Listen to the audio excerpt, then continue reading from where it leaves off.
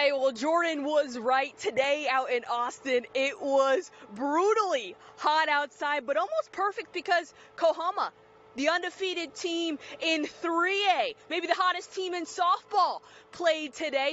A ticket to the 2A softball state championship on the line here tonight in Lamesa for Forsan as they take on Anson. Well, I know Jordan has been keeping you informed all on the weather all afternoon, all evening, and I'm going to just give you an update on that live here and in person. Yeah, it's definitely cold outside, but you know what that means? That means playoff football is finally here.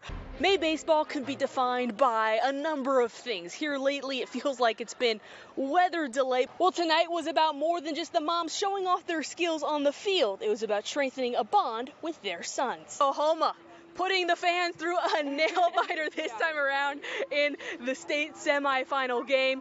First, we're going to talk to Mia.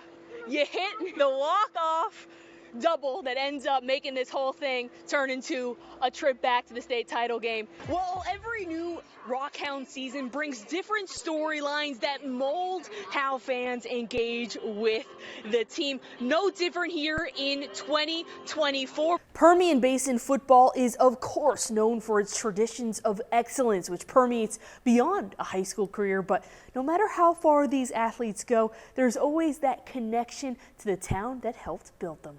All right, I was not kidding when I said we had an electric slate. That game living up to all of the hype. I hope Aaron's able to catch his breath. I'm sure that adrenaline is through the roof. All right, welcome back to Game Time. And look who decided to join us. It's Aaron, not in the 2-box, not a surprise. He's going to be our tour guide through the rest of tonight's difference-making district play. You're going to want to check this out. Everybody is everywhere. We even made a little bit of a map for reference. So I'm here at the NewsWest 9 headquarters, and then we have our Game of the Week reporter, Aaron. He's somewhere. Yeah, he's up there.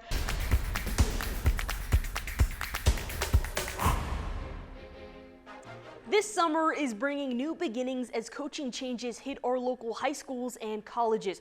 Midland High girls head basketball coach Olivia Pyburn announced tonight on X that she will be transitioning out of the coaching profession and move into an administrative role as an assistant principal. Pyburn took over the Lady Bulldog program back in 2021 and helped bring this squad back to the postseason for the first time since 2020. Here in 2024, Pyburn has been in the coaching game for 15 years and also spent time at Odessa High. The new assistant principal noted in her social media post that she will of course always be coach, but will now go by Ms. Pyburn. Transition time coming in the Howard College Athletics Department 2. The school announced this afternoon on Facebook head women's basketball coach John Ishii has resigned. Ishii had been at the helm of the program since 2020, taking over after longtime Hawks coach Earl Diddle retired. The program has struggled here recently. The Hawks were a combined 36 and 50 over the last 3 seasons. Howard College Athletic Director Kyle Cooper thanked Ishii for his years of service to the team, noting that he has left pretty big shoes to fill. The athletics department says it will now shift its focus to finding his replacement. And fans of Big 12 athletics are already expected to see a new look conference starting fall 2024. But what about a new name? Well, the Big 12 conference is reportedly exploring selling its naming rights to a title sponsor per Pete Thamel. The College Football Insider also reporting that the deal would bring in hundreds of millions of dollars. A decision is expected to be coming in the next few months, and of course we'll keep you updated. But for now, that's it for sports. We'll be right back. Well, the ripple effects of the tragedy at Robb Elementary have been felt all across the country, and that includes right here in Midland. Jenna Elique tells us more about a special connection on the field. Jenna. Well, that's right, Crystal. There are 2 athletes who call Midland College home that were directly affected by this tragedy and now reflect 1 year later. So being from a small town, it's kind of hard to get out of there to go play college ball. Not many people go. Matthew Sandoval. So I've been around baseball my whole life, and growing up I was always in the batting cage, always just hitting baseballs along with them, just staying with it ever since. The goal was the same for Clarissa Estrada and Matthew Sandoval, compete at the next level, which brought them both to Midland College, representing their mutual hometown. Uvalde is an awesome place, so not just the people, but just the community in general, and just everyone just pulling for each other. Uvalde is a small town, but it's very close. You know, if you don't know someone, you know somebody that knows that person. Both part of the community that was thrust into the spotlight because of the tragedy that struck 1 year ago. Estrada on a high school senior trip, and Sandoval home on summer break. My friends that were at the school, they would like show me, like they send me pictures of like the doors being boarded and them hiding and all this stuff, or like texting me like I'm scared and all this stuff. So, you know, getting those messages while you're at home whenever you should have been at the school is kind of gut-wrenching. And so at first we just didn't think much of it. It was just a little like locked down, and then we just heard more and more, and it just kept increasing in severity. The city of Uvalde now on the map. The biggest tragedy about it is Uvalde is just this beautiful town with Concan, the Frio River right there, and just people seeing Uvalde as this and not just the close group of people who are kindly and loving and friendly. Nobody knew where Uvalde was, and now we're only remembered because of that.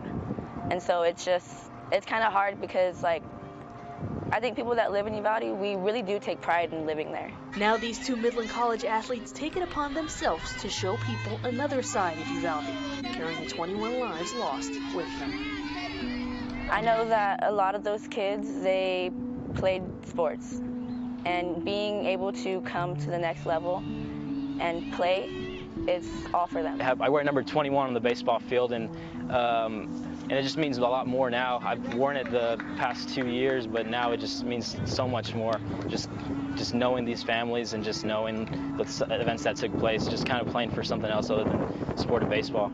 Clarissa and Matthew wearing the jerseys with Midland across their chest, but now play for Uvalde, their hometown. Both Clarissa and Matthew grew up playing softball and baseball in Uvalde and now carry its legacy here to the tall city, showing the best side of their small town. Crystal? Some things that happen in our West Texas community are bigger than football tonight. We share the story of how one Midland High senior is living this out by using his experience to help others off the football field.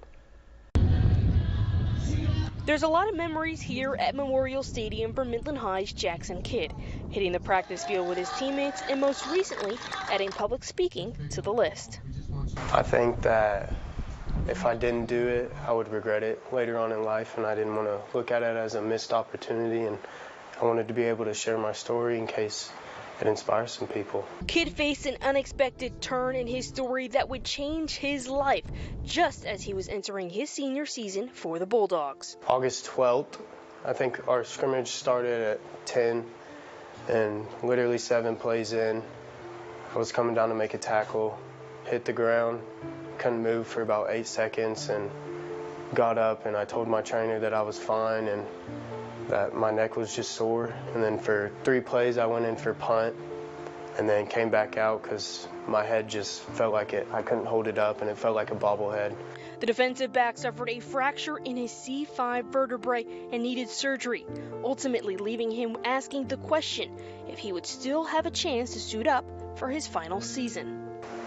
That was one of the hardest questions I've ever had to answer in my life, and I didn't want to dance around it. I didn't want to make him think things were going to be okay, because it was pretty serious. When Jackson asked, what's this mean? When can I go back out there? I had to tell him that, buddy, it's more than just football right now.